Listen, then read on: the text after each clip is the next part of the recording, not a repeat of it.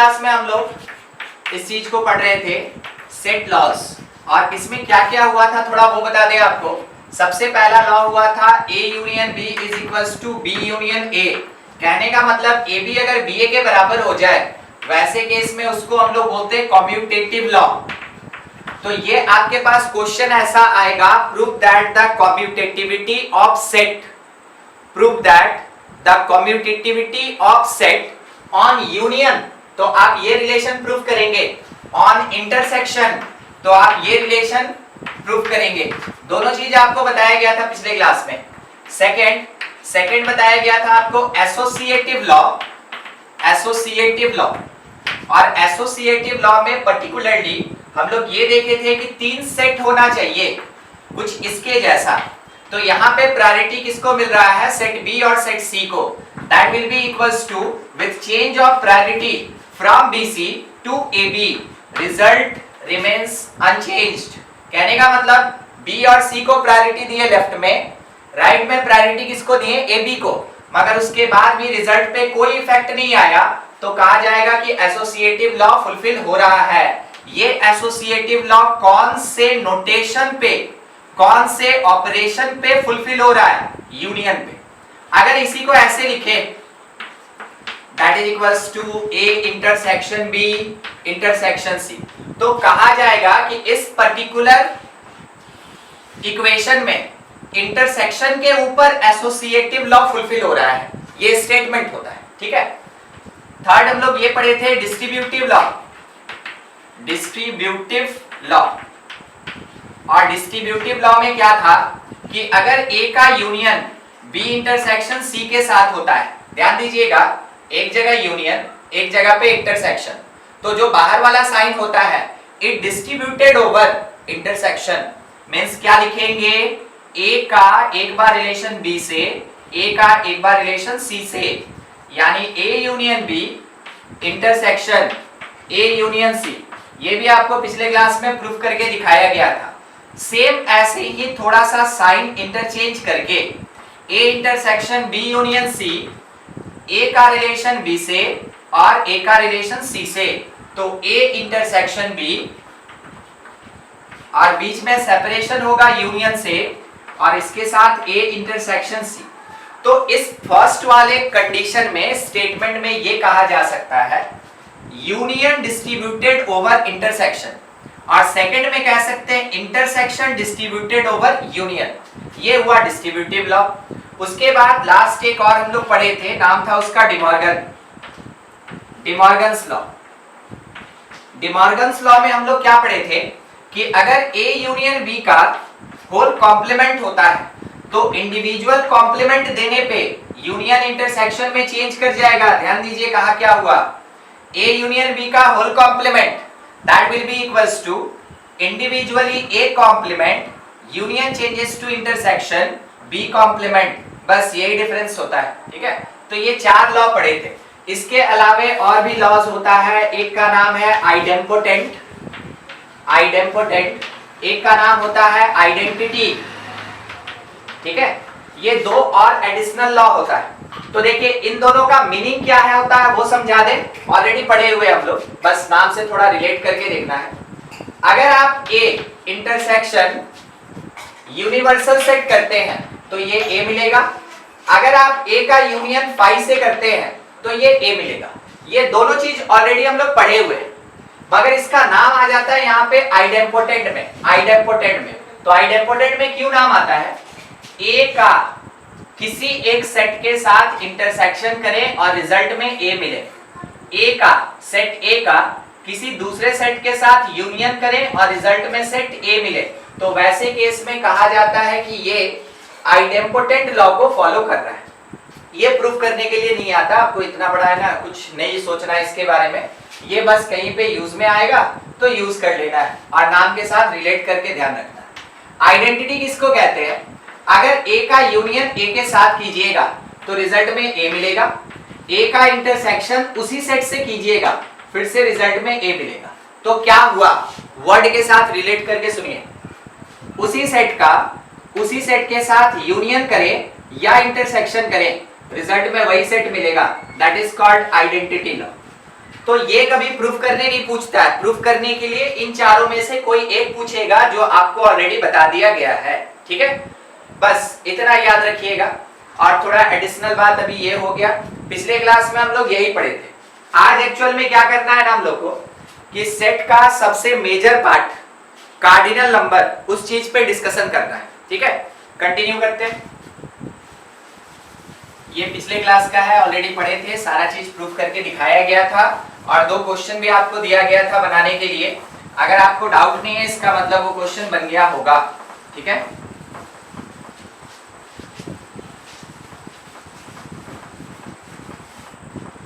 चलिए नया section start करते हैं। Is called cardinal number of set and word problem on set. Set का कार्डिनल नंबर और सेट के बेसिस पे जो वर्ड प्रॉब्लम्स होता है मेनली उस पे डिस्कशन होगा। ध्यान से देखते चलिएगा, थोड़ा सा इसमें प्रोसेस है कुछ ऐसा जिस पे आपको विशेष ध्यान रखना चाहिए। और सेट में से अगर कभी भी 4 मार्क्स से ज्यादा का क्वेश्चन आएगा, एक क्वेश्चन आइदर 5 या 6 का आएगा, तो वो कार्डिनल नंबर से ही क्वेश्चन होता है। चलिए देखते हैं। सबसे पहला चीज कि कार्डिनल नंबर क्या है। तो cardinal number of any set that will be equals to the number of elements in the set। उस सेट के अंदर जितना नंबर ऑफ एलिमेंट होगा उसी को उस सेट का कार्डिनल नंबर कहते हैं। मीनिंग क्या, मान लीजिए एग्जांपल के लिए कोई एक सेट प्रोवाइड किया गया है 1 2 5 3 ऐसा। तो अगर आपसे पूछा जाएगा बताओ कार्डिनल नंबर ऑफ सेट ए क्या होगा, क्या आंसर दीजिएगा? 4। क्या आंसर आएगा? 4। अब ये जो इतना बड़ा सा लिखे कार्डिनल नंबर, क्या इसका कोई नोटेशन भी है? बिल्कुल ऐसे लिखते हैं। जब भी NA लिखेगा इसका मतलब क्या हुआ, सेट A का कार्डिनल नंबर बताना है। सेट A के भीतर कितना एलिमेंट है वो बताना है हम लोग को इस जगह पे। तो NA that will be equals to the number of element in given set A and it is equals to 4 इस पर्टिकुलर क्वेश्चन में। सोच के जवाब दीजिएगा। एक सेट A है, फिर से x such that x belongs to natural number और x square plus 3x minus 4 equal to 0। ठीक है, बताइए कार्डिनल नंबर A का बताइए क्या हो सकता है, ट्राई कीजिए।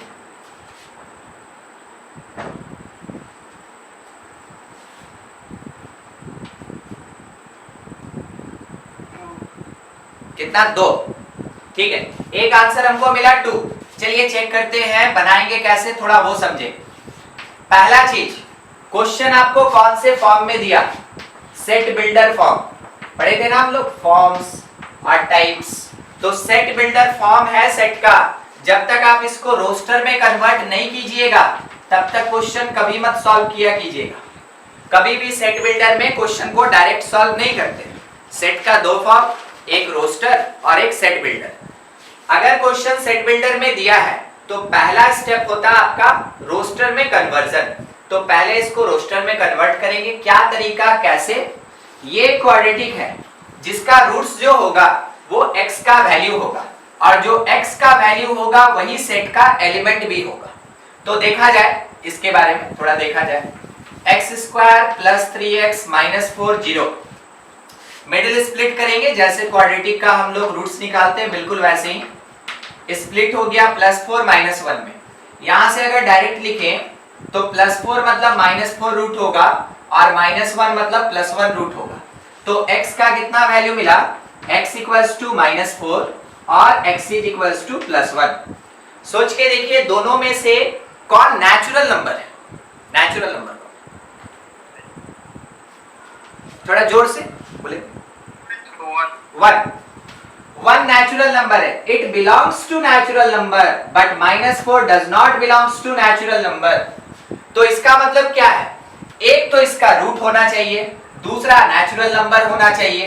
दोनों कंडीशन फुलफिल करने वाला अकेला 1 है। ठीक है, दोनों कंडीशन एक तो रूट हो, एक नेचुरल नंबर हो, दोनों कंडीशन फुलफिल करने वाला अकेला 1 है।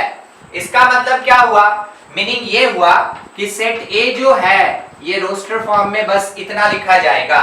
और जैसे आपके पास रोस्टर फॉर्म आया, इसमें आपको क्लियर कट एलिमेंट्स दिख रहा है।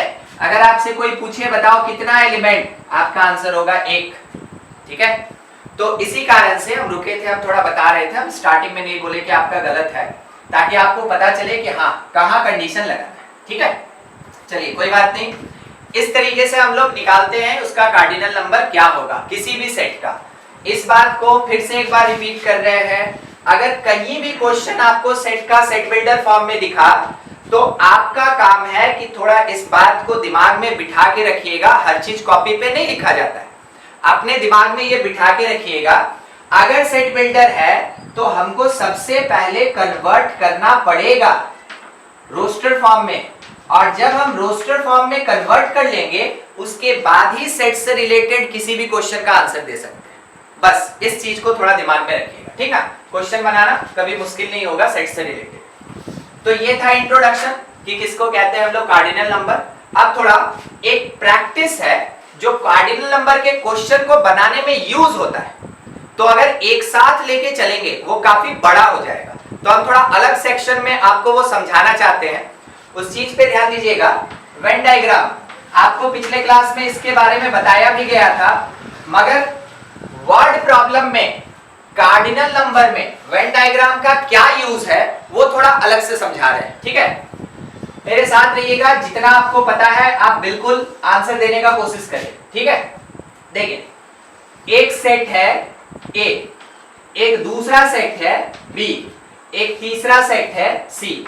आपको ये समझाया गया था, पहले भी बताया गया था जब वेन डायग्राम पढ़ाया जा रहा था, कि ये जो स्क्वायर या रेक्टेंगल होता है ये हमेशा यूनिवर्सल सेट होता है, यूनिवर्सल सेट होता है। उसके बाद जितना भी सर्कल या बबल आपको दिख रहा है वो सब का सब एक एक सेट होता है। तो यहाँ पे मेरे पास कितना सेट प्रेजेंट है? 3। एक यूनिवर्सल हो गया, और उसके अंदर कितना सेट प्रेजेंट है? 3। अब देखिए ये जो सेक्शन आपको दिख रहा है ना, ये जो सेक्शन दिख रहा है मींस कहां से सर? यहां से। देखते चलिए देखते चलिए, बाउंड्री देखिए, इसका बाउंड्री पे ध्यान रखिएगा। ये वाला पार्ट, ये वाला पार्ट, इसको हम स्मॉल लेटर ए से रिप्रेजेंट कर रहे हैं। केवल ये जो पार्ट है यहाँ का, इसको स्मॉल बी से रिप्रेजेंट कर रहे हैं। ये वाला पार्ट सी, ये डी, ये कॉमन ई, ये एफ, ये जी और ये एच। ठीक है, सेक्शंस वाइज हम इसको डिवाइड कर दिए। अब हम लोग को आइडेंटिफाई क्या करना है कि यहाँ पे कौन किसको रिप्रेजेंट कर रहा है, तो बारी बारी से समझते चलते हैं। अगर पूछ दे ए इंटरसेक्शन बी बताओ, तो देखिए क्वेश्चन तो देगा नोटेशन में, आपको समझने के लिए उसको स्टेटमेंट में कन्वर्ट करके खुद को समझाना है। ये क्या बोल रहा था कि ए और बी का कॉमन बताओ, ए और बी का कॉमन पार्ट बताओ। हम सबसे पहले देखेंगे ए सेट को, फिर देखेंगे बी सेट को, फिर दिखा हमको ए और बी का कॉमन। क्या आपको दिखा ए और बी का कॉमन? ये वाला पार्ट। तो ए इंटरसेक्शन बी में क्या लिखा जाएगा? बी प्लस ई, बी प्लस ई। एक मेरी तरफ से था आपके समझने के लिए, ट्राई कीजिए और सोच के बताइए ए इंटरसेक्शन सी क्या होगा? ए इंटरसेक्शन सी एकदम ठीक, ए है सी है, इसका कॉमन ये आएगा ई प्लस एफ, ई प्लस एफ, ई प्लस एफ, ये आ गया। थर्ड नंबर चाहिए ध्यान से, ए बी और सी तीनों का कॉमन क्या होगा? तीनों का कॉमन ये होगा, नहीं केवल ई होगा। एक बार फिर से थोड़ा, हाँ केवल थोड़ा ध्यान से देखेंगे। सेट ए का ये बाउंड्री आया, सेट सी ठीक है, इसका ये बाउंड्री आया और बी का ये बाउंड्री आया। तो ए बी और सी से घिरा हुआ कौन है? E. It is the common part of all these 3 sets. A intersection B intersection C, तीनों मिलके हमको कॉमन पार्ट क्या दे रहा है? ई, ई। उसके बाद फोर्थ नंबर पे अगर ये बोला गया a माइनस बी, तो सोचिए क्या होगा? a माइनस बी का मीनिंग क्या होता है? सेट a का एलिमेंट जो बी के अंदर नहीं है, ए का वो पार्ट जो बी के अंदर नहीं है। हम एक पहले बता देते हैं फिर आपसे पूछेंगे। ए जो है, ए पूरा ए बी ई एफ है। ए का पूरा सर्कल देखिए, पूरा सर्कल देखिए, ए बी ई एफ है। ए है A plus B plus E plus F, element नहीं है, ये सेक्शन है इसलिए प्लस लगा रहे हैं। और अगर बी का बात करें तो बी वाले सर्कल में देखिए, बी वाले सर्कल में B C D E minus B C D और ई। अगर इसको सॉल्व किया जाए, देखिए ई कैंसिल होगा, इसके साथ में बी कैंसिल होगा। अब अपने पास कैंसिल कुछ नहीं होगा, मगर बचा कौन? तो आपको सेकंड सेट से कोई मतलब नहीं होता है। फर्स्ट में देखिए कौन बच रहा है, फर्स्ट में कौन बच रहा है, ए और एफ। तो आपका आंसर होगा ए प्लस एफ। ठीक है, ए प्लस एफ। चलिए एकदम ऐसे ही, या तो आप अपनी कॉपी में सॉल्व करके आंसर दे दें या डायरेक्टली आंसर दे दीजिए। डिमांड है बी माइनस सी का, क्या होगा चेक कीजिए, आंसर दीजिए।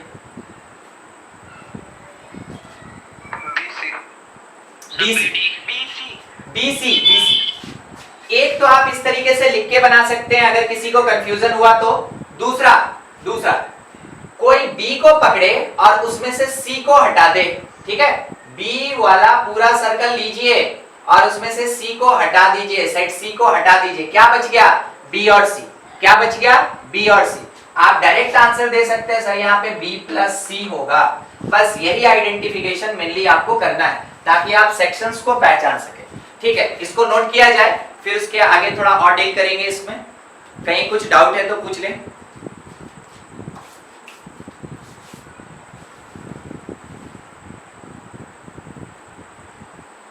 ये सब प्रिपरेशन है वर्ड प्रॉब्लम बनाने के लिए।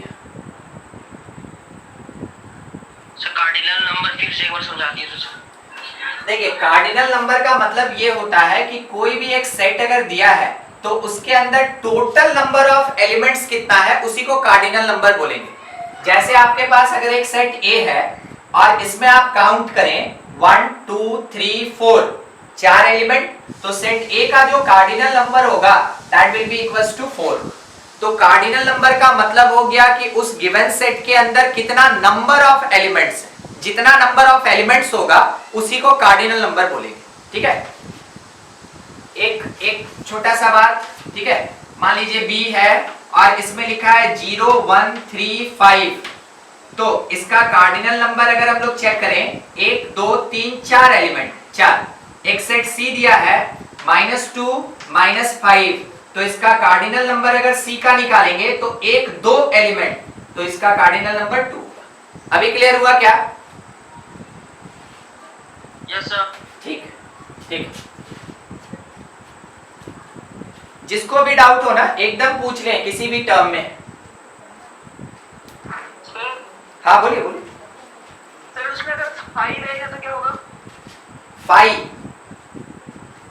5 ना, देखिए हाँ एक देखिएगा, आप बस बताइएगा क्या आप जो सोच रहे हैं यही सोच रहे हैं। एक बार देखिएगा, बी एक सेट लिखे ऐसा 5 A B, ऐसा ही कुछ होगा। 1 2 3 number of element in B कितना बोलेंगे? 3। अगर कभी भी देखिए इसके लिए एक समरी वाला बात है, अगर कर्ली ब्रेस के अंदर कभी भी 5 होता है तो ये एलिमेंट की तरह काउंट होगा। कर्ली ब्रेस के अंदर अगर 5 है तो ये एलिमेंट की तरह काउंट होगा। तो आप बोलेंगे यहाँ पे 3 एलिमेंट है, 3 एलिमेंट है, मगर बाय द वे ये लिखा कि b इज इक्वल्स टू 5, देखिएगा। ठीक है, b इक्वल्स टू 5, क्या ये 5 कर्ली ब्रेस में है?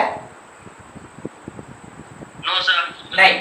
अगर ये कर्ली ब्रेस में नहीं है इसका मतलब है इसके अंदर कोई एलिमेंट नहीं है, तो इसका जो कार्डिनल नंबर होगा that will be equals to 0। क्या आप दोनों में डिफरेंस समझ रहे हैं जिनका डाउट था? नहीं, जिसका डाउट था, क्या ये क्लियर हुआ बात? समझे कि नहीं समझे? Yes sir.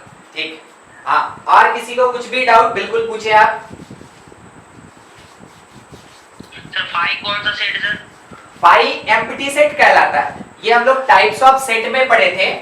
यहाँ पे अब उधर तो हम लिख ही नहीं सकते हैं। ये वाला हो गया क्या?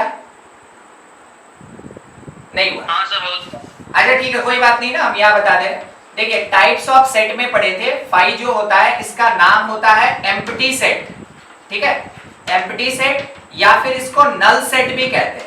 तो चाहे एम्प्टी बोले या नल बोले या एक और नाम होता है वॉइड सेट, सबका मीनिंग होता है कि इसके अंदर कुछ नहीं है। अगर इसके अंदर कुछ भी नहीं है, ये खाली है, तो इसके अंदर नंबर ऑफ एलिमेंट क्या होगा? 0। तो फाई हमेशा एम्प्टी सेट, नल सेट या वॉइड सेट कहलाता है, जिसके अंदर कोई एलिमेंट नहीं होता है, ठीक है, समझिए फाई को। Yes sir. ठीक, ये हटा रहे हैं हाँ।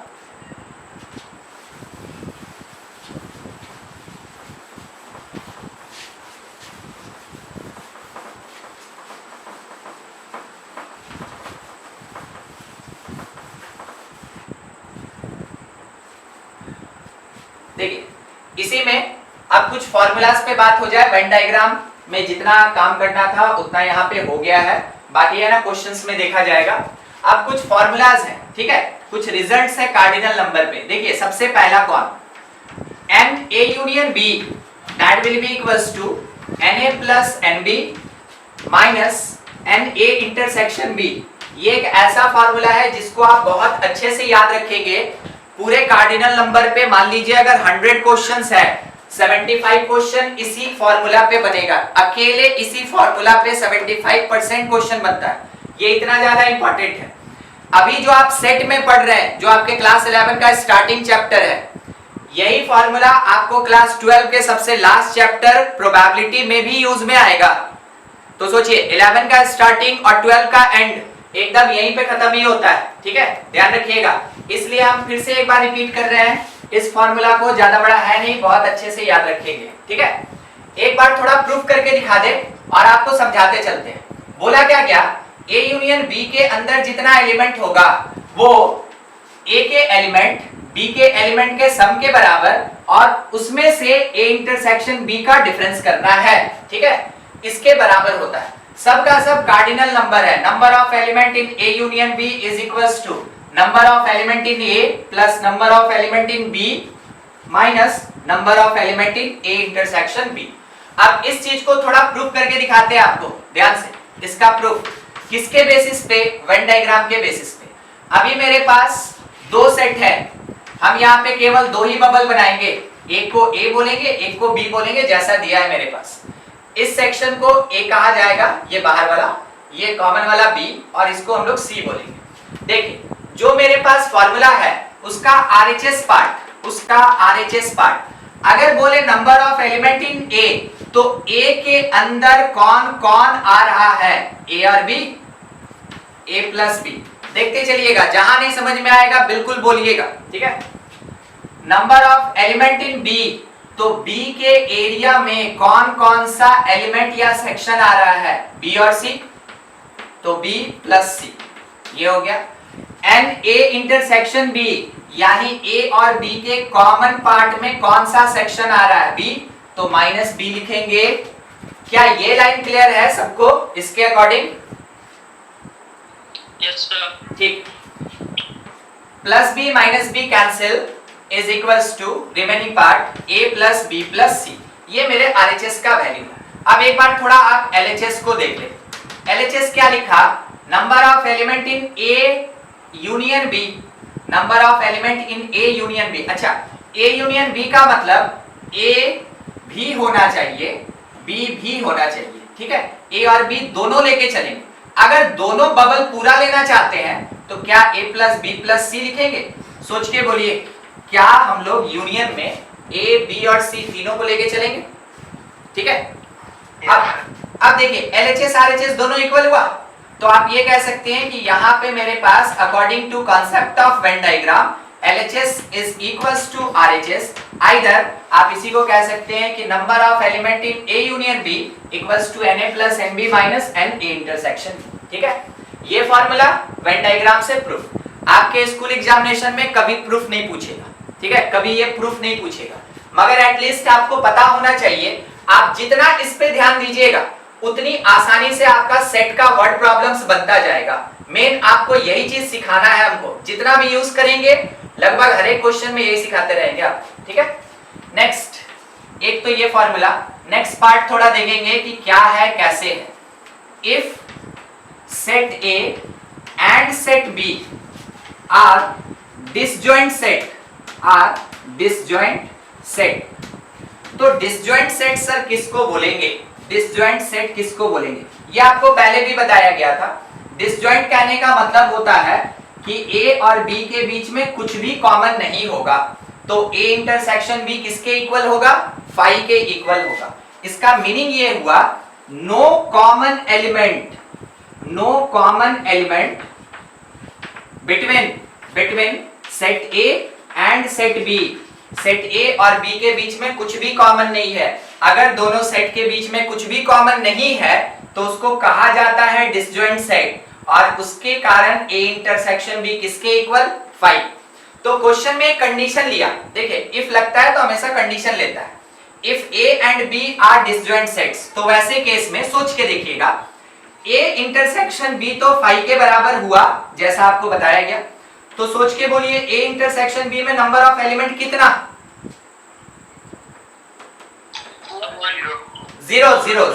0। अगर ये कर्ली ब्रेस में होता तो 1, आपको यहां समझाए थे।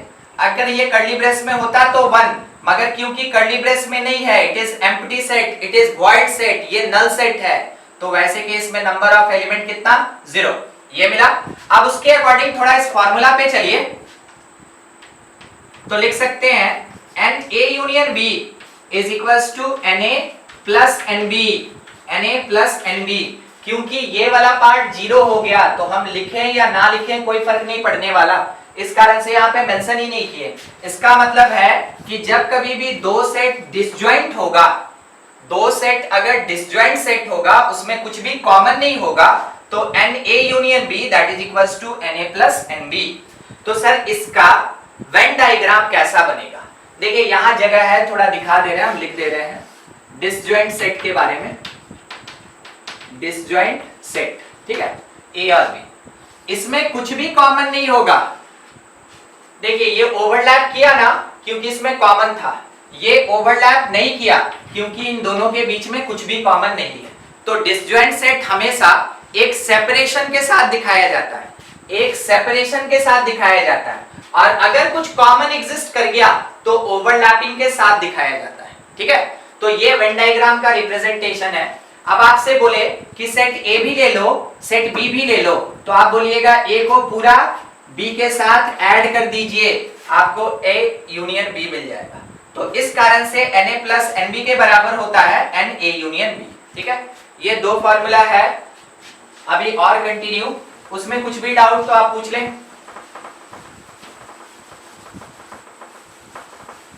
और बार बार एक वर्ड रिपीट कर रहे हैं ना, फॉर्मूला है मीन्स आपको याद रखेंगे तो क्वेश्चन बनेगा, भूल जाइएगा तो क्वेश्चन नहीं बनेगा।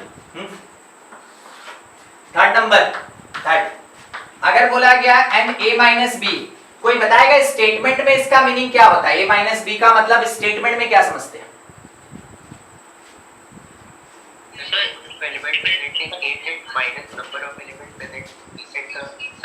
एकदम से, इसका मतलब आप ये बोले सेट ए का वो एलिमेंट लो जो बी में नहीं है, सेट ए का वो एलिमेंट लो जो बी में नहीं है। थोड़ा यहां पे आइएगा, सेट ए का वो एलिमेंट लो जो बी में नहीं है, तो बी को हटाना है। अगर हम बी को हटा रहे हैं तो क्या आपको क्लियर कट दिख रहा है कि हम कॉमन पार्ट को हटा रहे हैं?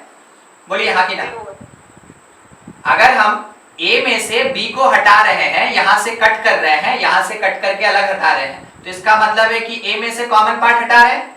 तो इसका मतलब है कि यहां पे एक लाइन लिख दें, कंफर्म कीजिएगा सही है कि गलत। बोलिए। नहीं, ठीक है। क्या बोला गया? ए में से ए और बी का कॉमन पार्ट हटा दो, ठीक है। ए में से ए और बी का कॉमन पार्ट हटा दो। जिसको नहीं समझ में आया एक बार थोड़ा यहाँ ध्यान दीजिएगा। ये पूरा सेट ए है, ठीक है, और ये वाला मेरे पास सेट बी है, और इसमें से ये कॉमन है, तो आप बोलेंगे ये ए इंटरसेक्शन बी है और ये वाला बी था। बोला ए का वो पार्ट ले लो जिसमें कि बी नहीं है, ए का वो पार्ट ले लो जिसमें बी नहीं है, तो आप क्या कीजिएगा, यहां तक काट तो नहीं सकते, इधर तो ए है ही नहीं, ए तो यहीं खत्म हो रहा है ना, तो अरे भाई क्या काट के निकालिएगा, बोलिएगा सर ये वाला काट देते हैं, काट दीजिए, ठीक है, ये निकल गया। तो आप किसको हटाएं, दो पार्ट में दिखाते हैं आपको, ये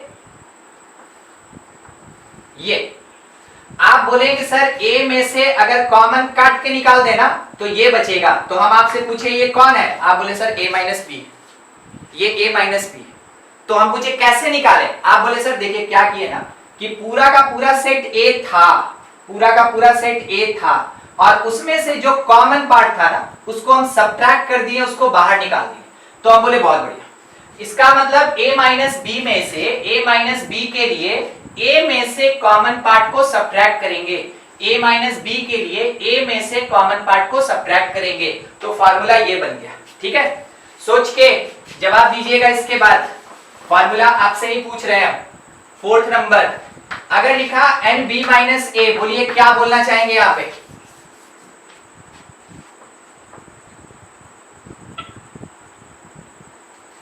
बी का वो एलिमेंट जो ए में नहीं है, ठीक है, उसके लिए इक्वल टू में क्या फॉर्मूला लिखा जाएगा, n B minus N A intersection B, एकदम से n B minus N A intersection B, ये लिखा जा सकता है इसमें, ठीक है। अब दूसरा एक और पार्ट देखिए, अगर ए ट्रायंगल बी देता है ना, ए ट्रायंगल बी देता है, तो आप थोड़ा इस बात को समझे कि ये होता क्या है, that is equals to A minus B union b minus A, ये आपको बताया गया था, कौन से नाम के साथ बताया गया था, ये सिमेट्रिक डिफरेंस है, आपको हर दिन लगभग कॉपी जरूर पलटना चाहिए, ये सिमेट्रिक डिफरेंस है, ये सिमेट्रिक डिफरेंस है, ये जो ट्रायंगल लगा है ना सेट में, इसका नाम होता है symmetric difference of two sets, तो a और b का ये सिमेट्रिक डिफरेंस है और इसको सॉल्व करते हैं कुछ इस तरीके से, पहले a में से b को माइनस करते हैं, उसका यूनियन करते हैं b माइनस a के साथ, तो जाके symmetric difference of set a और b निकलता है, ये आपको बताया गया था सेट ऑपरेशन में, ठीक है। अगर इसी में नंबर ऑफ एलिमेंट पूछ दे एसिमेट्रिक b का, तो शायद मेरे से ये पूछ दिया कि n a minus B union b minus a क्या होगा, तो देखिए इसको बनाना कैसे है, सिंपल तरीके से आप ये लिख सकते हैं n a माइनस बी और यूनियन का प्लस हो जाएगा n b माइनस a, और अभी अभी आप सीखे a माइनस बी को हम क्या लिख सकते हैं और n b माइनस a को हम क्या लिख सकते हैं, उसके अकॉर्डिंग ये फर्स्ट वाला जो पार्ट है n a minus n a intersection b एक पार्ट, और इसमें प्लस b माइनस a का मतलब n b minus n a intersection b, ध्यान से अगर दोनों को मिला दिया जाए तो क्या मिलेगा वो देखिए, डायरेक्ट फॉर्मूला यहाँ पे, अब a symmetric b that is equals to na plus nb, number of element in a plus number of element in b, और ये कितने टाइम्स हो जाएगा, 2 times, minus 2 times na intersection b, ये फॉर्मूला आया सिमेट्रिक डिफरेंस के लिए cardinal number को लेके, ठीक है। तो आपके पास अभी बोर्ड पे 5 फॉर्मूला है, आप इसको नोट कर लें, कुछ भी डाउट है तो पूछ लें। एक और बच रहा है, कंप्लीट करते हैं इसके बाद। देखिए एक और चीज 6 n a union b union c, इसका मतलब क्या हुआ, 3 सेट का यूनियन एक साथ, इसको na plus nb plus nc plus na intersection b intersection c लिखते हैं, ये हो गया प्लस का डेटा, ठीक है, प्लस के साथ, और इसी में अब कंटिन्यू चलिए माइनस के साथ, n a intersection b, pair wise intersection लेते चलिए, नेगेटिव लगाते चलेंगे, minus n b intersection c minus n a intersection c, ठीक है। फॉर्मूला कुछ ज्यादा बड़ा नहीं, टोटल 7 टर्म्स कंटेन कर रहा है, जिसमें सिंगल टर्म वाला प्लस, 3 टर्म्स वाला प्लस और 2 टर्म्स वाला माइनस होगा, बस इतना ही याद रखेंगे। अब इसमें एक और बात, वर्ड प्रॉब्लम है तो नोटेशन कम देगा और स्टेटमेंट ज्यादा देगा, तो आपको मीनिंग समझना होगा कि किसका क्या मीनिंग होता है, ताकि आप उसको कम से कम ऐसे नोटेशनल फॉर्म में लिखें, तब तो कहीं जाके आप फॉर्मूला पुट कर पाएंगे। तो देखिए अगर ए यूनियन बी बोला जाता है तो इसका मतलब होता है एटलीस्ट वन सेट ऑफ ए और बी। ठीक है, जब भी ए यूनियन बी नोटेशन होगा उसका मीनिंग, उसका स्टेटमेंट में जो बनता है ग्रुप, वो क्या है? At least one set of A and B. तो ये आपके क्वेश्चन में दिया रहेगा और यहां से आपको समझना पड़ेगा कि एक्चुअल में क्वेश्चन क्या दिया या क्या डिमांड किया। तो ए यूनियन बी का डिमांड किया। ठीक है, दूसरा, इसी में दूसरा ए इंटरसेक्शन बी, देखिए स्टेटमेंट क्या लिखा रहेगा? Both of sets A and B. ठीक है, जब कभी भी एंड से सेपरेशन हो या बोथ वर्ड लगा हो, वैसे केस में इंटरसेक्शन होता है। तीसरा, a माइनस बी आप कैसे आइडेंटिफाई करेंगे? ओनली सेट ए, स्टेटमेंट में ये लिखा रहेगा only set A but not B, देखिए a होगा मगर b नहीं होगा। ठीक है, तो नेगेटिव के कारण नहीं लग गया कि b नहीं होगा। इसी को एक और तरीके से लिख सकते हैं, देखिए कैसे? a लेंगे बट b नहीं लेंगे। ठीक है, ये क्या लिखे हैं सर? सर लिखे ना सेट a इंटरसेक्शन b का कॉम्प्लीमेंट। b का कॉम्प्लीमेंट होना इसका मतलब है कि सेट b नहीं होगा। b का कॉम्प्लीमेंट होना इसका मतलब b नहीं होगा। तो यहाँ पे बोला क्या गया? Not b। तो नॉट b के लिए माइनस b भी यूज कर सकते हैं या b का कॉम्प्लीमेंट भी यूज कर सकते हैं। इसके लिए भी यही स्टेटमेंट बनता है। तो जब यही स्टेटमेंट रहेगा तो दोनों में से क्या लिखे? दोनों एक ही चीज है, मगर आप प्रेफर करेंगे a माइनस बी को। दोनों एक ही चीज है मगर सॉल्व करने के लिए आप प्रेफर करेंगे इसको, a माइनस बी को, क्योंकि इसका डायरेक्ट फार्मूला एग्जिस्ट करता है। ठीक है, क्वेश्चन बनाते समय आपको खुद से डिसाइड करना होता है कि ये और वो दोनों हो सकता है, तो कौन से रिलेशन को पुट करके हमको बेनिफिट होगा। और हमको बेनिफिट कब होगा? जब क्वेश्चन बनेगा। तो जिसका आप फॉर्मूला जानते हैं उसी के लिए ना आप डील करेंगे। अब आप नीचे वाले का फॉर्मूला ही नहीं जानते क्योंकि एग्जिस्ट ही नहीं करता, तो फिर उसको लिख के क्या फायदा है? इस कारण से हम आपको बता रहे हैं ये स्टेटमेंट a माइनस बी भी लिखा जा सकता है, a इंटरसेक्शन b कॉम्प्लीमेंट भी लिखा जा सकता है। मगर जब क्वेश्चन में ये स्टेटमेंट आएगा set a but not b, तो किसको लिखेंगे? तो लिखेंगे हमेशा a माइनस बी को। क्यों इसी को लिखेंगे? क्योंकि इसका डायरेक्ट फार्मूला एग्जिस्ट करता है। ठीक है, ये सब चीज आपसे क्वेश्चन बनवाता है, क्वेश्चन सॉल्व करवाता है, क्योंकि मेनली आपको वही सीखना है कि मैथमेटिक्स में कोई क्वेश्चन दे दे तो हम उसको सॉल्व कैसे करें। मैथमेटिक्स में थोड़ी ना पूछेगा डेफिनेशन बताओ, मैथमेटिक्स में तो सीधा पूछेगा एक क्वेश्चन है सॉल्व करके आंसर बताओ। तो जब तक आप क्वेश्चन को पहचानेंगे नहीं, आप उसका फॉर्मूला याद नहीं रखेंगे, तब तक क्वेश्चन सॉल्व नहीं होगा आपसे। तो मेनली उसी पे फोकस कीजिएगा। ठीक है, और कहीं कुछ दिक्कत होगा तो जरूर पूछे अभी भी। फोर्थ नंबर, अच्छा b माइनस ए का स्टेटमेंट क्या बनता है? खुद से बताइए, खुद से।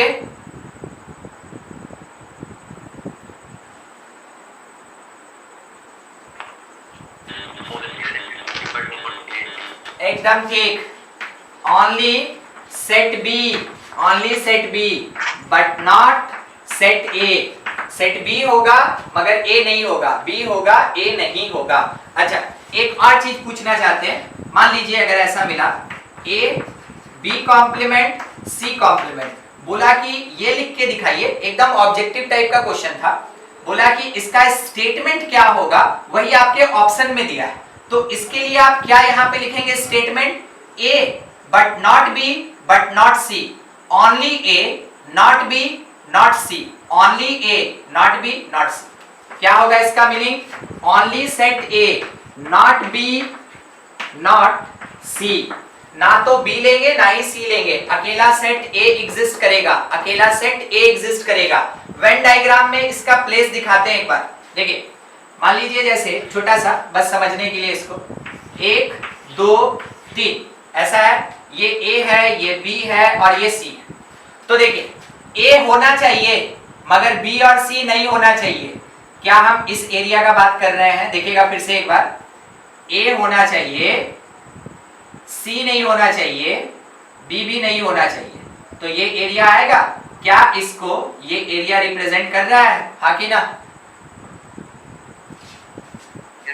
हाँ ठीक है, बिल्कुल यही सब चीज पहचानना होता है ना। यानी स्टेटमेंट में क्वेश्चन में ये लिखा only A not B not C, तो आपको समझ में आना चाहिए अकेला ए होना चाहिए, ना उसमें बी का कोई पार्टिसिपेशन होगा ना उसमें सी का कोई पार्टिसिपेशन होगा, तब तो जाके इसका कुछ वैल्यू दिया होगा तो आप पुट करेंगे।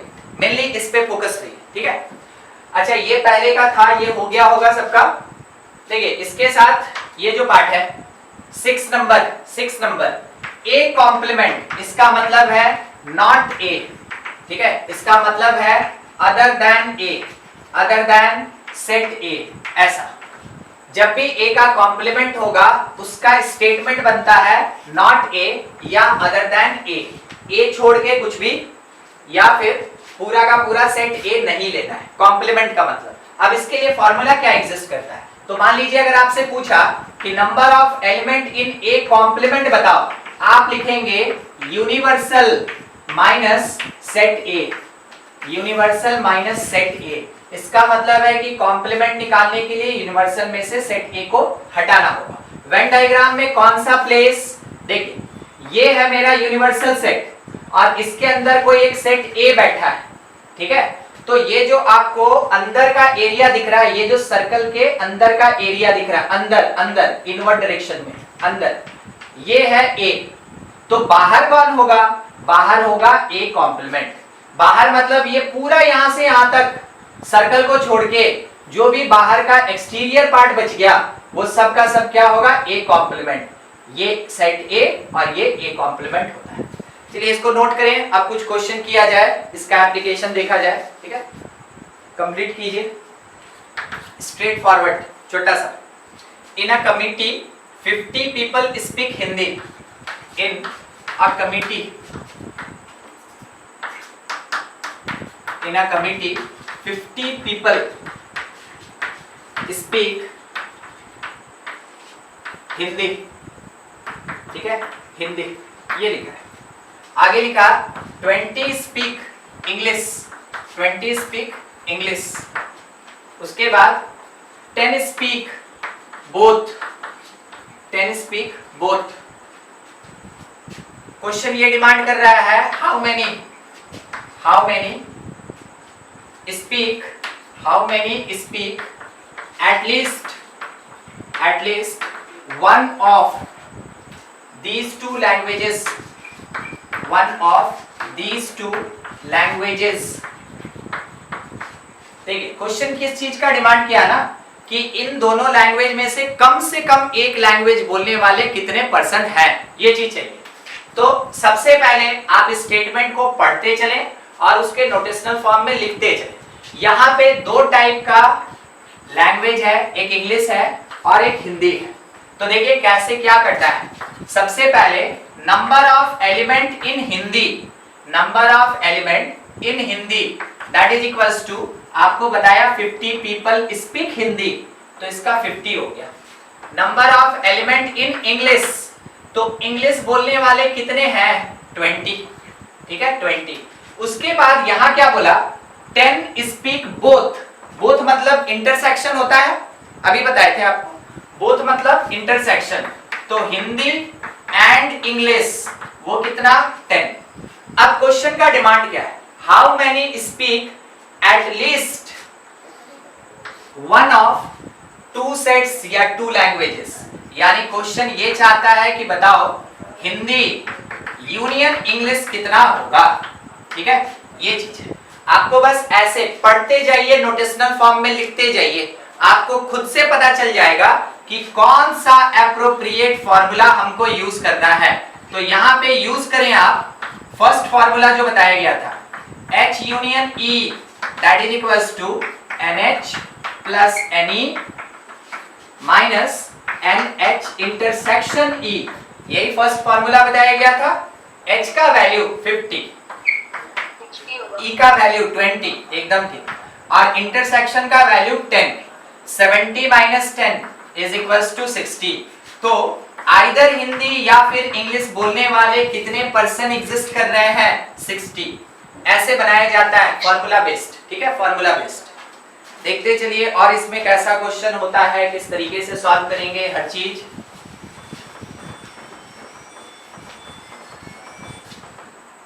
नेक्स्ट एक और क्वेश्चन, इसमें डेटा दिया है, ठीक है, लिखा है N A minus B is equals to 24 n B minus A is equals to 19, इसके साथ n A intersection B is equals to 11। First question ये पूछा गया एन ए कितना, सेकंड फाइंड करो एन बी कितना, थर्ड फाइंड करो n A union B कितना, ठीक है। ये 3 क्वेश्चन है इससे रिलेटेड।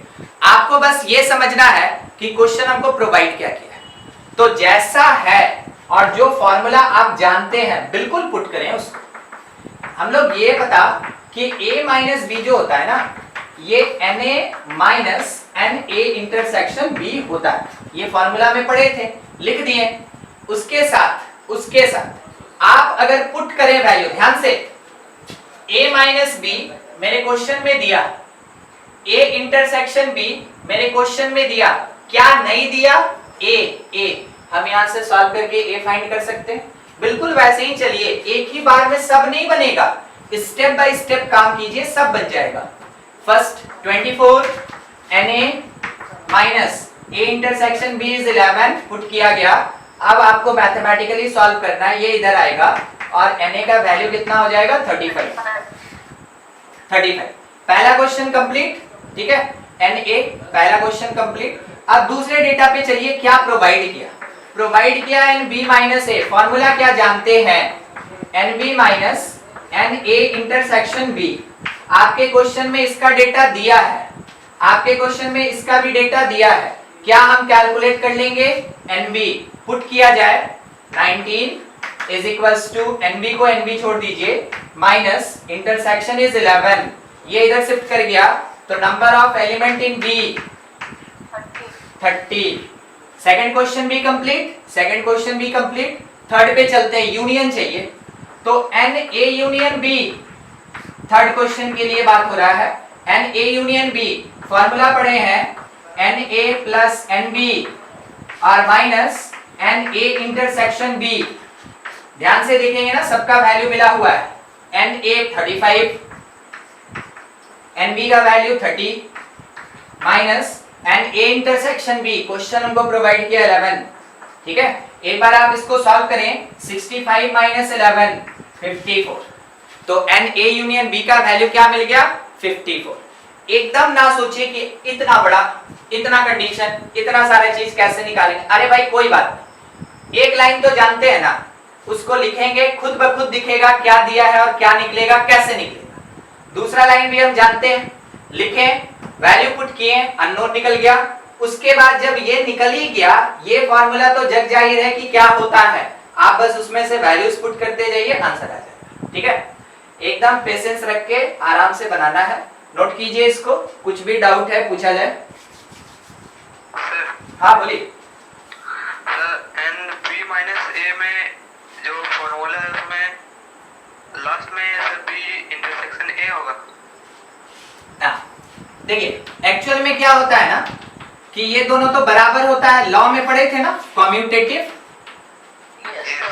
ये दोनों बराबर होता है, तो आप बी इंटरसेक्शन ए भी लिखेंगे तो गलत नहीं होगा और a माइनस बी भी लिखिएगा तो कोई दिक्कत नहीं है, ठीक है। तो हम लोग बस इसको याद रख के ना, यहाँ पे ये जो था, इसको आप a इंटरसेक्शन b या b इंटरसेक्शन a लिखे, कोई फर्क नहीं पड़ेगा, ठीक है। और दोनों सही है, ठीक है, कर सकते हैं। और किसी को कहीं पे कुछ भी दिक्कत, इन अ survey of 60 people, in a survey of 60 people, it was found that 25 people read newspaper H, newspaper का नाम है H, क्वेश्चन में ऐसा दिया है newspaper H। 26 read newspaper T, 26 read newspaper I, ठीक है। H, T और I तीन टाइप का न्यूज़पेपर है। आगे ये provided 9 read both H and I, 11 read 11 read H and T, H and T. 8 read T and I, T and I. आगे है 3 read all 3 newspaper, all 3 newspapers. ठीक है, all 3 newspaper. क्वेश्चन में सबसे पहले ये पूछा गया find number of people who read at least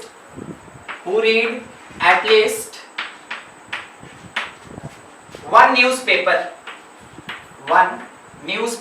ठीक है, पहला क्वेश्चन ये है। और दूसरा क्वेश्चन हम लोग से ये पूछा गया क्वेश्चन में number of people who read exactly one newspaper. Number of people who read exactly, हर एक टर्म का मीनिंग समझते चलिएगा। एग्जैक्टली वन न्यूज़पेपर, दोनों का मीनिंग समझ में आया आपको? दो अलग अलग क्वेश्चन क्या कहना क्या चाहता है। एक ये बोल रहा है ना कि कम से कम एक न्यूज़पेपर पढ़ता हो, वैसा आदमी बताइए। 2 पढ़ता हो वो भी चलेगा, 3 पढ़ता हो वो भी चलेगा। मगर सेकंड क्वेश्चन क्या कह रहा है, वैसे पर्सन्स का काउंटिंग बताइए जो केवल एक ही पेपर पढ़ता है। अगर H पढ़ता है तो T और I नहीं पढ़ता है, अगर T पढ़ता है तो H और I नहीं पढ़ता है, अगर I पढ़ता है तो H और T नहीं पढ़ता है। क्या आपको दोनों क्वेश्चन का मीनिंग समझ में आया कि क्या पूछ रहा है? ठीक है, चलिए प्रोसीड करते हैं। डेटा ध्यान देने वाला है, उसको थोड़ा सा हम हाईलाइट करते हैं। सबसे पहले ये 25 है, फिर 26, 9, 11, 8, 3। ठीक है, बस इतना डेटा है मेरे पास। काम कैसे करेंगे वो चीज समझते चलिएगा, देखते चलिएगा थोड़ा सॉल्यूशन के लिए। ठीक है, सबसे पहले NH मतलब नंबर ऑफ पर्सन या people who read H newspaper. तो H पढ़ने वाला कितना है? 25। देख के बताते चलिएगा T कितना होगा, T का कितना होगा। ट्राई कीजिए ना आंसर देने का, ट्राई कीजिए। 26 रीड T 26। I बोलिए, I कितना? 26। ठीक है, अगली बार ये क्या लिखा? 9 read both H and I। ये क्या लिखा? H इंटरसेक्शन I कितना? 9। बिल्कुल इसी कंडीशन से देख के बताइए T इंटरसेक्शन I कितना होगा? 8। देखिए यहाँ पे लिखा है 8 रीड T एंड I 8। और H एंड I कितना? H एंड I कहाँ पे? 11। ये तो हो गया था ना, हम लोगों को क्या चाहिए था? H एंड T चाहिए था ना, H एंड T चाहिए था। हाँ, T कितना होगा? 11। देखिए H एंड T इज 11, और H intersection T intersection I कितना? तीनों का कॉमन 3 रीड ऑल 3 न्यूज़पेपर, तीनों का कॉमन पार्ट कितना है? वैल्यू 3। देखिए नोटेशनल फॉर्म में लिख लिए पूरे स्टेटमेंट को। अब हमको इस स्टेटमेंट से कोई लेना देना नहीं है, क्योंकि उसको हम अपनी भाषा में मैथमेटिकली यहाँ एक्सप्रेस कर लिए। ठीक है, क्वेश्चन का पहला डिमांड की क्या होगा, कैसे निकलेगा वैल्यू। ठीक है, वो चीज पहला क्वेश्चन ये पूछ रहा है, बताओ H union T union I क्या होगा। ठीक है, पहला क्वेश्चन का डिमांड ये। और दूसरे क्वेश्चन का क्या डिमांड है, ये काफी बड़ा बात बोल दिया। ये क्या बोल रहा है देखिएगा। अच्छा ठीक है, यहीं पे थोड़ा सा मैनेज कीजिएगा, छोटा छोटा लिख रहा है। H चाहिए मगर T नहीं चाहिए और I नहीं चाहिए। ठीक है, उसके साथ H नहीं चाहिए, T रहेगा, I नहीं रहेगा। इसका मीनिंग यही हुआ ना, क्या बोला? Exactly one newspaper. तो जब आप H को इंक्लूड करेंगे तो T और I को एक्सक्लूड करेंगे। जब आप T को इंक्लूड करेंगे तो H और I एक्सक्लूड होगा। इसके साथ एक और लाइन कंटिन्यू है, थोड़ा छोटा सा, H को एक्सक्लूड किए, T को एक्सक्लूड किए और I को इंक्लूड किए, यानी एक बार H, एक बार T, एक बार I, तब कहीं जाके ये सेकंड क्वेश्चन फुलफिल होगा। देखिए सेकंड क्वेश्चन में कितना बड़ा चीज पूछ लिया।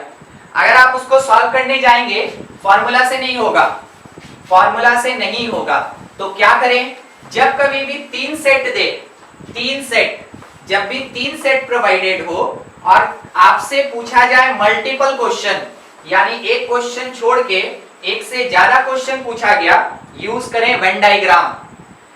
इस पूरे क्वेश्चन को सॉल्व करने में हम क्या करेंगे, वेन डायग्राम यूज करेंगे, वेन डायग्राम, ठीक है।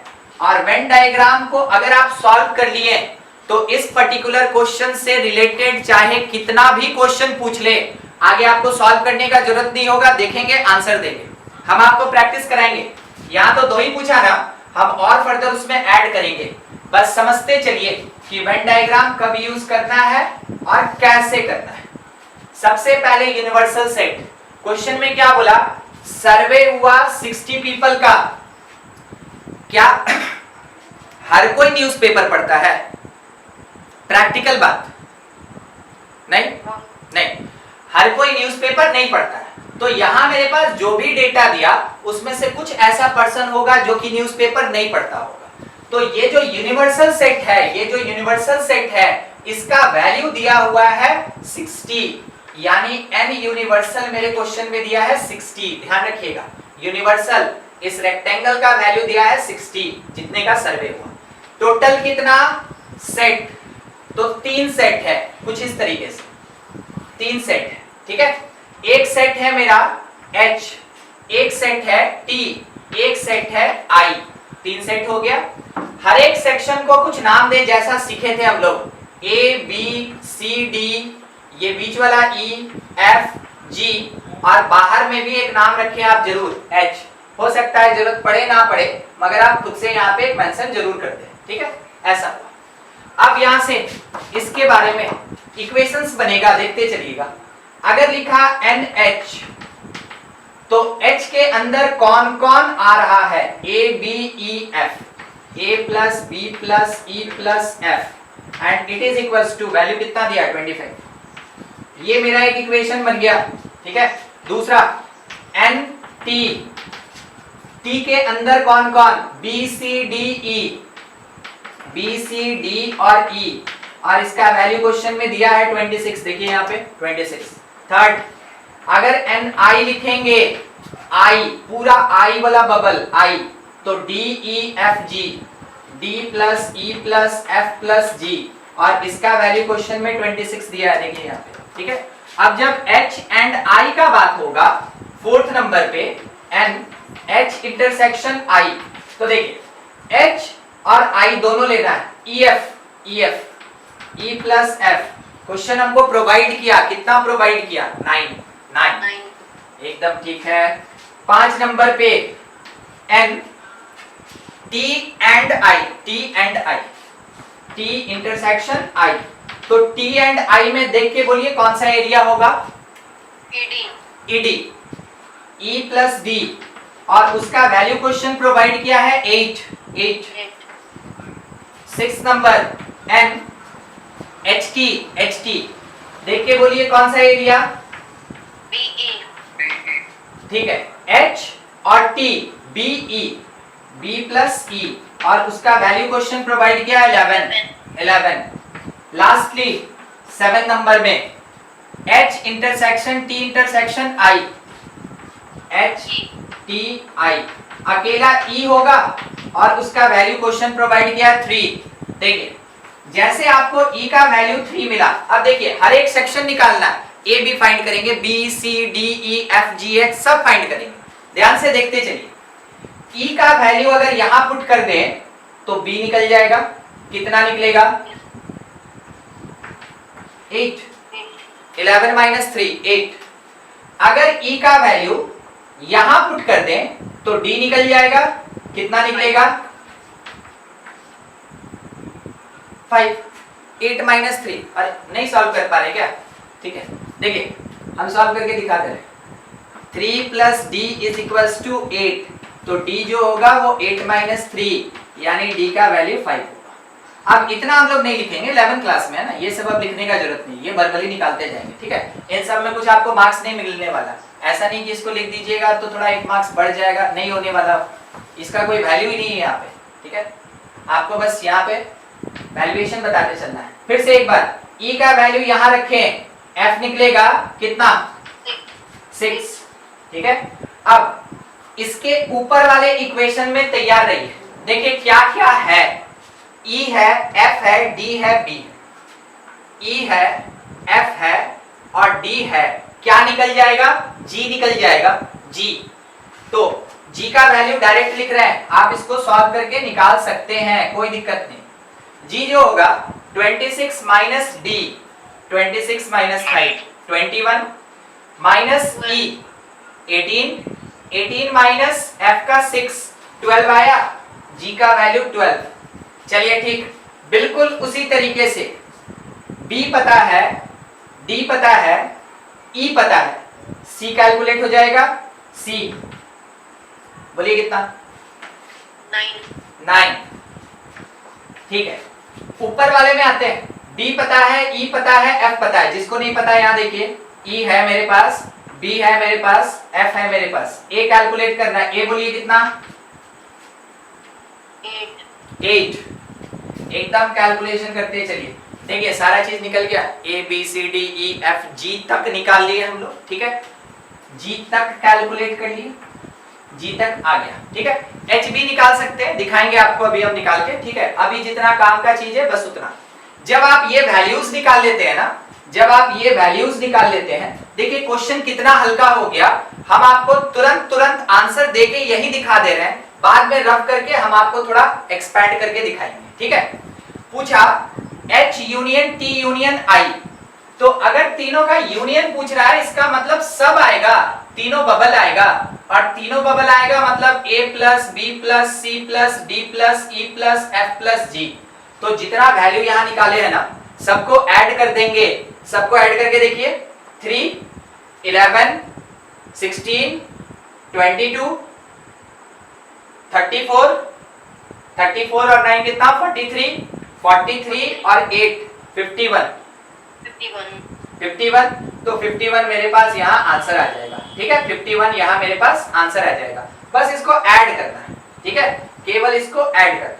तो देखिए अब हमसे ये क्वेश्चन पूछा, हम तुरंत आंसर दे दिए, सर इसको भी बताइए, ये तो काफी बड़ा है, देखिए समझिएगा, बोला h लो t और i मत लेना, t लो h और i छोड़ दो, i को अगर इंक्लूड करते हो तो h और t छोड़ दो, ध्यान से a मांगा प्लस c मांगा प्लस g मांगा, रिलेट करके सोचिए वाकई में यही चीज बोला है कि नहीं, ओनली h और बाकी कोई नहीं, ओनली t बाकी कोई नहीं, केवल i को ले लो, बाकी दोनों को छोड़ना है।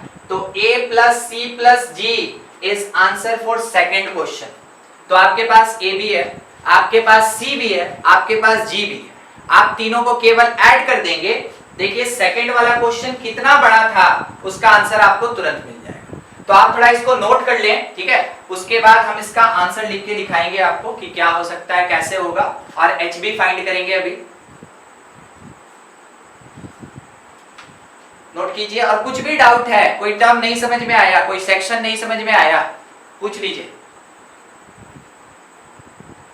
सर सेकंड वाला क्वेश्चन देखिए उसमें से एडिशनल, अभी तो 7 तक यूज किए ना, एक 8 नंबर पे हम क्या यूज करना चाहते हैं, calculation for h, calculation for h। h कौन सा पार्ट है, ये बाहर वाला पार्ट है। तो एक बार देखिए पूरे रेक्टेंगल में कौन कौन इंक्लूडेड है, a b c d e f g section और h, और ये पूरे रेक्टेंगल का वैल्यू किसके इक्वल है 60, इट इज इक्वल्स टू 60, ये 60 है। इतने का वैल्यू हम लोग को पता है, वहां नीचे में फाइंड किए हैं, अगर इसको पुट कर दें तो h कैलकुलेट हो जाएगा, तो h इज इक्वल्स टू 60, तो सम किया जाए 3 8 11 11 5 16 16 6 22 22 और 12, 34, 34 और 8, 34 और 8 कितना हो गया? 42, 42 और 10, 52, माइनस 52। h का वैल्यू अपने पास कितना? 8 निकल गया h।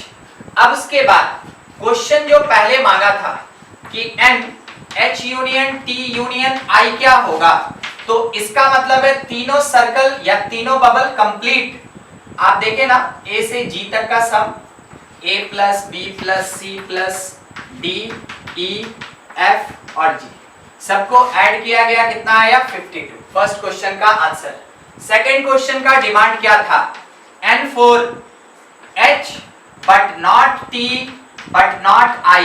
अभी आपको दिखाया था वहां कॉम्प्लीमेंट में, तो कॉम्प्लीमेंट या फिर सब्सट्रैक्शन दोनों में से किसी को भी यूज कर सकते हैं। h चाहिए, t और i नहीं चाहिए, यूनियन t चाहिए, h और i हटाना है, यूनियन i रहेगा, h नहीं हो सकता, t नहीं हो सकता, ये फाइंड करना है। तो यहां से ये जो इतनी दूर लिखा ना, इसका मतलब हुआ ओनली h, ओनली h। इसका मतलब है ओनली t और इसका मीनिंग हो रहा है ओनली i। तो मेरे सेकंड क्वेश्चन का स्टेटमेंट अगर आप याद करें तो उसमें बोला गया था एग्जैक्टली वन न्यूज़पेपर, यानी केवल h हो, केवल t हो या केवल i, एग्जैक्टली वन न्यूज़पेपर, उसके लिए ये लिखेंगे। क्वेश्चन ये डिमांड किया। अब h में से t और i हटा दीजिए। देखिएगा जिसको डाउट है, डाउट था, थोड़ा ध्यान से, h ये पूरा सर्कल है, ठीक है, उसमें से i को हटाना है तो यहां से घूमेंगे, उसमें से t को भी हटाना है, यहां से घूमेंगे। क्या आपको ये वाला सेक्शन ओनली h दिख रहा है? हाँ ना में जवाब दीजिए। ठीक है, ये तो ओनली h में केवल ये a आया, ओनली h में केवल कौन आया? a। अच्छा, ओनली t में देख के बताइए क्या लिखेंगे? ओनली t में c और ओनली i में क्या होगा? g। आपके पास a का वैल्यू ऑलरेडी ऑब्टेन्ड है, वहां से देख लिया 8, c का वैल्यू भी पहले से मिला हुआ हम लोग को 10, ठीक है, और g का वैल्यू भी अपने क्वेश्चन में है 12। जब आप इसको ऐड करेंगे वो 30 आएगा। तो एग्जैक्टली वन न्यूज़पेपर, यहाँ स्टेटमेंट एक लिख रहे हैं, total number of people, total number of people who read exactly one newspaper, exactly one newspaper, that is equals to answer मेरे पास 30। ठीक है, कुछ ऐसे कैलकुलेट करना है। अब देखिए, इसी में हम आपसे बात किए थे, बोले थे कुछ एडिशनल क्वेश्चन भी पूछ लिया जाएगा, उस पर डील कर लेंगे हम लोग। क्या इसको हटा दें, बस ये लास्ट वाला लाइन हम छोड़ देंगे क्योंकि आंसर यहीं से देना है, ये वाला। अच्छा ठीक है, नोट कर लीजिए आराम से, उसके बाद डील करेंगे।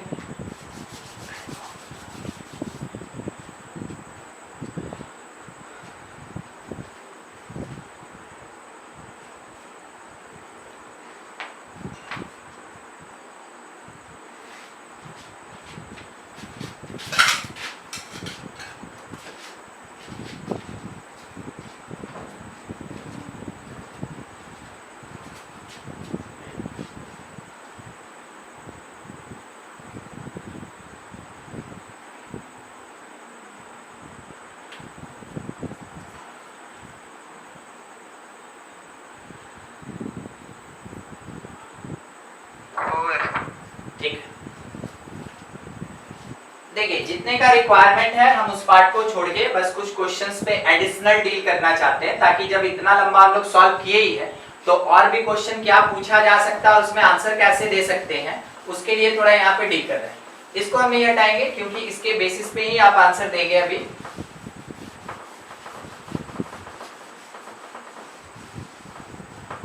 बस इतने में हो जाएगा। देखिए एडिशनल क्वेश्चन है, जितना क्वेश्चन बुक में था वो खत्म हो गया, एडिशनल है।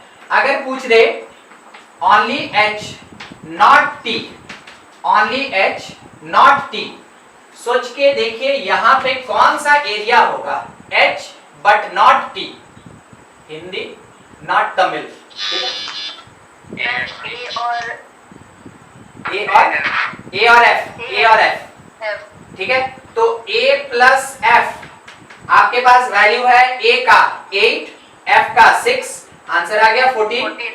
अब इससे रिलेटेड, इस पर्टिकुलर क्वेश्चन से रिलेटेड कुछ भी पूछेगा आप एकदम आंसर दे सकते हैं। देखिए, नंबर ऑफ पीपल, स्टेटमेंट में लिख रहे हैं इस बार, ठीक है, ध्यान से। Number of people who not read, who does not read, English अपना वही चीज, ठीक है, he does not read newspaper, वो न्यूज़पेपर पढ़ता ही नहीं है। बताइए कितनी क्वांटिटी में वैसा आदमी एग्जिस्ट कर रहा है? एकदम ठीक। देखिए, ये सब तो पढ़ा लिखा इंसान है ना, ये सब पढ़ने वाला है, ये सब न्यूज़पेपर पढ़ता है, ठीक है, चाहे कुछ भी पढ़ता है मगर पढ़ता है। नहीं पढ़ने वाला इनसे बाहर, यानी H। इसका आंसर अकेला कौन होगा? H। अब H का वैल्यू ऑलरेडी फाइंड है, वहां पे हम लोग निकाल चुके हैं, आंसर हो गया 8। यही सब चीज आपको बस यहां से देख के समझना है। अच्छा, अगली बार एक लास्ट क्वेश्चन खत्म किया जाए। अब इसको देखिए, क्या चाहिए,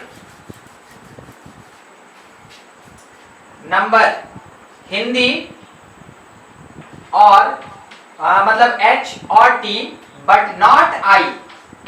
H होगा, T होगा, I नहीं होना चाहिए, I नहीं होना चाहिए। क्या क्या आएगा सेक्शन?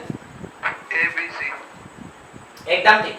देखिए, I बोला ना, I नहीं होना चाहिए, तो I को काट के आप यहां से ऐसे निकाल दीजिए, यानी इसके नीचे हमको देखना ही नहीं है, इस वाले लाइन के नीचे हमको देखना ही नहीं है। तो कौन बचा? A, B और C बचा, A, B और C बचा। तो आप इस पार्ट को लिख सकते हैं, A plus B plus C, values आपके सामने है, पुट करके आप वैल्यू निकाल सकते हैं। 8, 16 और 10, 26, ये अपना आंसर। अच्छा, इसका स्टेटमेंट क्या बनता है वो सुन लीजिएगा, आइदर H और T बट नॉट I। क्या स्टेटमेंट वहां लिखने का जगह नहीं है, बस यहां पे लिख रहे हैं आइदर H और T बट नॉट I। ऐसा जब स्टेटमेंट लिखा हो, इसका मीनिंग यही होता है, ठीक है। इस तरीके से हम लोग फाइंड करेंगे। तो जहां तक उम्मीद है वेन डायग्राम के बेसिस पे क्वेश्चन कैसे सॉल्व करना है, ये चीज आपको समझ में आ गया। आप इसको नोट कर लें और